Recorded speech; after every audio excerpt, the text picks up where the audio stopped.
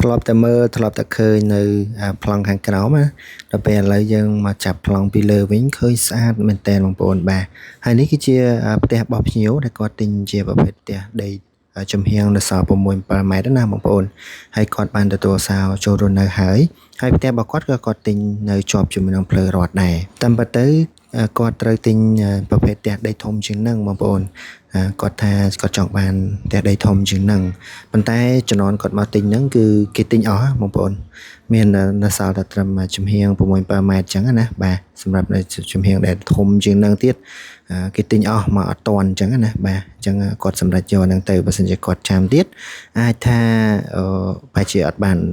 ដីប៉ុណ្ណឹងទៀតណាបងប្អូនបាទហើយក៏អត់បានទីតាំងល្អអញ្ចឹងដែរហើយនេះក៏គាត់ទិញនៅជាប់ផ្លូវរដ្ឋអញ្ចឹងទីតាំងល្អណាបងប្អូនអញ្ចឹងសម្រាប់បងប្អូនដែលគាត់កំពុងតែផ្លាស់ប្ដូរទីលំនៅហើយចង់ពង្រីកនៅទំហំដីណាបាទបងប្អូនអាចមកមើលបាននៅ Barayon Sea Villa ដោយបច្ចុប្បន្ននេះគឺយើងមានទំហំដីច្រើនខ្នាតជូនពុកម៉ែបងប្អូនបានជ្រើសរើសតែម្ដងណាបាទហើយមកវគ្គក្រោយៗនេះគឺមានទំហំដីធំៗមែនទែនបាទទុកសម្រាប់ជូនពុកម៉ែបងប្អូនដែលគាត់មានតម្រូវការឆ្លាញ់ជាប្រភេទផ្ទះដីធំៗណាព្រោះជាធម្មតាទេបងប្អូនកាលណាតែយើងធ្លាប់តែរស់នៅផ្ទះតូចជាងអៀតទីធ្លាតូចជាងអៀតអីចឹងយើងជ្រុលថាមកខាងនេះហើយយើងទិញឲ្យធំតិចណាបងប្អូនដើម្បីមានភាពឆ្លាស់មុខឆ្លាស់មាត់អីចឹងទៅណាបាទហើយបើនិយាយពីតម្លៃវិញក៏មិនជាខ្ពស់អីម៉ាស់ទេបងប្អូនបើសិនជាយើងចាំ3-4ឆ្នាំ5ឆ្នាំទៀតណាមកតំបន់នេះបងប្អូន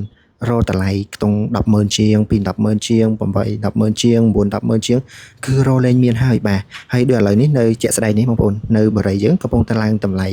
ដីស្តង់ដាយើង11-20ពីមុនយើងលក់ពី100000ជាងឥឡូវយើងឡើងដល់130,000ជាងហើយឃើញទេបងប្អូនអញ្ចឹងបើសិនជាបងប្អូនដែលគាត់មានតម្រូវការយើងរស់រាន់ឡើងបងប្អូនបើសិនជាយើងនៅចាំតិចទៀតណាតម្លៃដីទៅសល់ចំហៀង1-7ម៉ែត្រហ្នឹងថាមិនត្រូវអាចឡើងដល់8-9-10ម៉ឺនអីចឹងទៅបងប្អូនបាទធ្លាប់តែរកដង8-9-10ម៉ឺនយើងបានដីមួយប្លង់ផ្ទះមួយប្លង់អីនោះបងប្អូនអញ្ចឹងហើយបើសិនជាបងប្អូនថាចាំមើលតិចទៀតអញ្ចឹង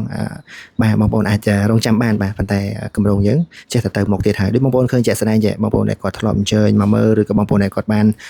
មើលវីដេអូបងនៅពីដើមរហូតមកណាបាទការអាប់ដេតគឺទៅមុខរហូតពីបងប្អូនបានឃើញចេះផ្ទះ100ខ្នងជាងនៅខាងមុខវគ្គចាស់របស់យើងគឺយើងបកគលជូនអស់ហើយឥឡូវយើងឡើងដំបូលកំថ្មីនេះគឺយើងឡើងចិត្តពេញទៀតអស់ហើយបងប្អូនបាទហើយដូចបងប្អូនបានឃើញទេគឺអតិជនទិញអស់ហើយបងប្អូនគឺអត់មានសល់ទេនិយាយទៅនៅនេះគឺអតិជនគាត់ទិញតាំងពីវគ្គនៅជំនាន់បុកគ្រឹះបាទតាំងពីជំនាន់រៀបដីមកម្លេះបាទអញ្ចឹងគាត់ទិញគាត់អាចទុកចិត្តជាមួយនឹងបុរីបានអញ្ចឹងណាបាទអញ្ចឹងគាត់ទទួលបានផ្ទះគាត់ឃើញអតិជនចាស់ដែលគាត់ចូលរស់នៅនិយាយទៅនៅនេះបងប្អូនបាទសូមបញ្ជាក់ដែរថានៅនេះគឺយើងតាក់ទងជាមួយនឹងកុងត្រាបាទកុងត្រានៅនេះភាគច្រើនគឺយើងបកគលជូនមុនកុងត្រារហូតបាទនិយាយទៅ100ផ្ទះ100ខ្នងជាងនេះគឺយើងបកគលជូនសឹងថាគ្រប់ផ្ទះទាំងអស់គឺមុនកុងត្រាទាំងអស់ឧទាហរណ៍ថាកុងត្រា2-10ខែអញ្ចឹងគឺបានមុនបាទបានមុនចូលខែទី10នេះគឺយើងអាចទទួលផ្ទះបានហើយបាទតែបើយើងយកកុងត្រា14ខែអីហ្នឹង8-10ខែទៅនៅសល់1ខែ2ខែចុងក្រោយគឺ